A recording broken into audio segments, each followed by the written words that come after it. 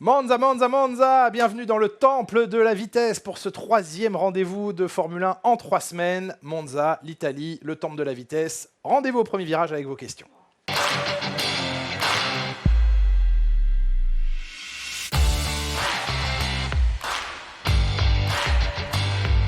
C'est vrai Thomas qu'il y a parmi les top teams 2 équipes qui semblent manquer de vitesse de pointe. Alors une cruellement depuis le début de la saison, c'est Mercedes dont le package aérodynamique génère beaucoup trop de traînées en ligne droite. Donc la voiture est beaucoup trop freinée. Alors elle génère de l'appui mais elle est trop freinée en ligne droite. Et puis chez Ferrari, ce qui semblait être assez bien maîtrisé en début de saison, est devenu un point difficile. On l'a constaté notamment à Spa-Francorchamps il y a bientôt 3 semaines, avec un manque de vitesse de pointe, mais Mattia Binotto, le patron de la Scuderia, se voulait rassurant en disant à Spa-Francorchamps, nous avons estimé que le package aéro le plus déchargé, donc les ailerons les moins braqués possibles, n'était pas la meilleure solution pour nous. Et donc, nous n'avons pas utilisé une voiture avec une vitesse de pointe vraiment très importante. Ce qui sera fait ce week-end ici à Monza. Donc, le package aérodynamique de Spa-Francorchamps ne sera pas le même chez Ferrari ce week-end ici. Donc, il faut espérer que les ailerons utilisés par Ferrari ce week-end seront vraiment très débraqués et qu'elle pourra utiliser une vitesse de pointe et atteindre une vitesse de pointe très importante. Vous le savez, en ce moment, la référence, comme dans quasiment tous les compartiments du jeu, c'est Red Bull.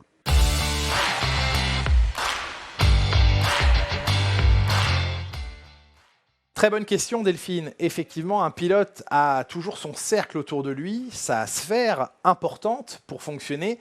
Et parmi ces personnes importantes autour de lui, il y a généralement son physiothérapeute, mais également son ingénieur de course, celui qui lui parle à la radio, celui qui le guide en quelque sorte dans son parcours tout au long d'un week-end. Et c'est vrai, selon les circonstances, selon les contrats, selon également le poids du pilote sur la scène de la Formule 1, il peut demander à quitter son écurie avec un ingénieur. Être capable de libérer un ingénieur d'une équipe, ce n'est pas simple parce qu'eux aussi ont des contrats qui les engagent assez fermement avec une équipe, mais c'est une possibilité. Un pilote, évidemment, tout cela se monnaie, mais peut réussir à faire accepter soit à son ancienne équipe de libérer son ingénieur et à la nouvelle d'accepter qu'il arrive. Parce que généralement, quand un pilote laisse une place vacante dans un team, l'ingénieur il est toujours là et il attend que le nouveau pilote arrive. S'il arrive avec son ingénieur, pas de bol pour l'ingénieur qui était déjà en place, il part sur d'autres fonctions.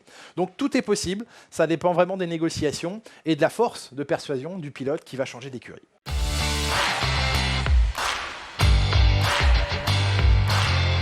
C'est une gestion assez particulière parce qu'à la fois, il faut utiliser le plus longtemps possible les talents, le savoir d'un pilote comme Fernando Alonso. Donc tout ce que peut apporter à l'écurie Fernando Alonso en ce moment est bon pour la voiture de l'année prochaine. Mais c'est vrai que dans le même temps, il n'est plus possible de partager avec lui ni avec Oscar Piastri des informations sensibles concernant la voiture de 2023. Ce qui signifie qu'au simulateur, lorsqu'ils sont amenés à en faire, ils ne rouleront pas dans les prochaines semaines sur la version 2023 qui sera implémenté dans le simulateur. Bien sûr, les réunions stratégiques, techniques sur des points majeurs de la voiture de l'an prochain, ces pilotes n'y assistent plus, mais c'est un équilibre à trouver entre la confiance que l'on conserve chez Alpine à ces pilotes, ce qu'on attend d'eux comme retour d'information, et en même temps ne pas trop dévoiler ses projets pour la suite.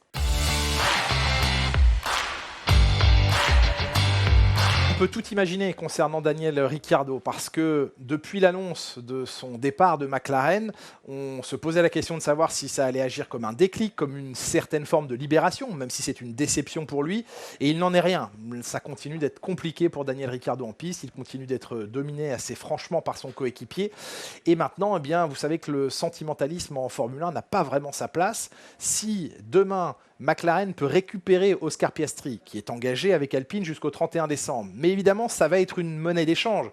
Pour que Colton Herta, qui appartient à McLaren aujourd'hui, soit libéré pour aller dans le clan Red Bull et que Alpine récupère ainsi Pierre Gasly, il va falloir qu'Alpine accepte de lâcher Oscar Piastri plus vite que prévu. Ce n'était pas vraiment leur intention au début, mais voilà, tout le monde va faire du troc. Je libère Colton Herta, tu me rends Oscar Piastri plus vite, et du coup, ça permet à Pierre Gasly de venir chez Alpine. Je pense que vous avez bien compris le triptyque.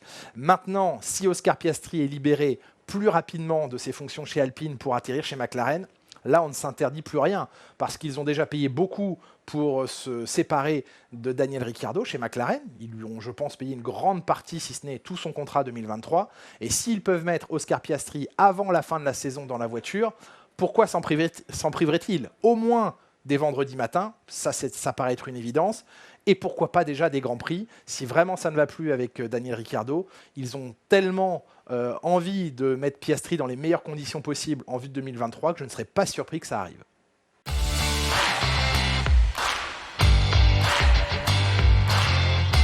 Il faut savoir qu'on n'est pas à quelques Grands Prix de la fin de la saison. Il en reste quand même beaucoup des courses. Il reste beaucoup de points à distribuer et donc la fin de saison, elle est encore très loin. Ce ne sera que fin novembre. Donc oui, les écuries continuent d'apporter des évolutions. Il faut savoir que budgétairement parlant, les équipes, dès le début de la saison, savent quel montant, quelle somme elles vont déployer et mettre à disposition de leurs ingénieurs, de leurs créateurs de pièces pour toute une année. Après, ils ajustent en cours de saison légèrement le budget, mais il est quand même assez nettement défini avant même que la saison commence, en se disant, eh bien, sur tant de millions d'euros qu'on a cette saison à dépenser, eh bien, 10%, 30%, 50% plus seront alloués exclusivement au développement de la voiture. Donc les équipes savent où elles en sont, et oui, elles continuent de développer la voiture pour une bonne raison, c'est que les règles seront très stables en 2023, donc tout développement apporté sur la voiture de cette année est quoi qu'il arrive bénéfique pour la voiture de l'an prochain. Ça, c'est la question à $1 million.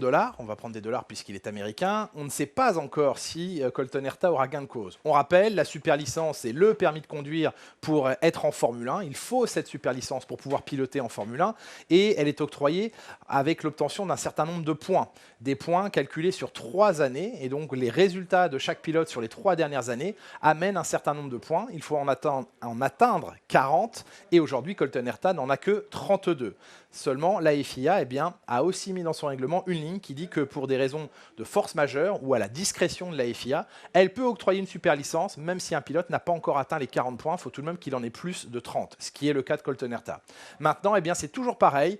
Il y a du lobbying, il y a des prises de position des uns et des autres. Certains pilotes trouveraient ça très injuste qu'il obtienne sa super licence parce qu'ils estiment qu'il faut atteindre ces 40 points.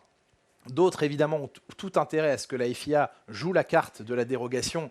En premier lieu, Alpine. En premier lieu, également le clan Red Bull, puisqu'il irait chez Alpha Tauri s'il obtenait ce sésame. Donc voilà, il y a du lobbying. On peut imaginer qu'en coulisses, Liberty Media, américain, propriétaire de la Formule 1, aimerait voir un pilote américain arriver en Formule 1. Donc est-ce que Liberty va essayer de dire à la FIA, allez, soyez gentils, donnez-lui sa super licence?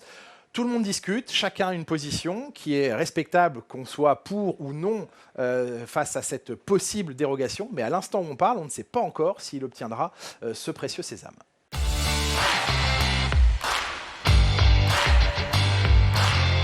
Christopher, d'abord petit rappel sur le carburant en Formule 1 parce qu'il faut savoir qu'au départ du Grand Prix, on va parler de la qualif dans un instant, les pilotes peuvent embarquer 110 kg d'essence. Mais la densité du carburant est légèrement différente de 1 kg pour 1 litre. Donc lorsqu'un pilote embarque 110 kg d'essence, il embarque en fait 145 litres de carburant. Donc il faut avoir cette petite conversion puisque 1 litre de carburant pèse 0,755 kg, 755 grammes. Donc il y a une différence. Et en Formule 1, on ne mesure pas en litres, mais bien en kilos. Donc 110 kg, c'est le maximum qu'un pilote puisse embarquer au départ de la course.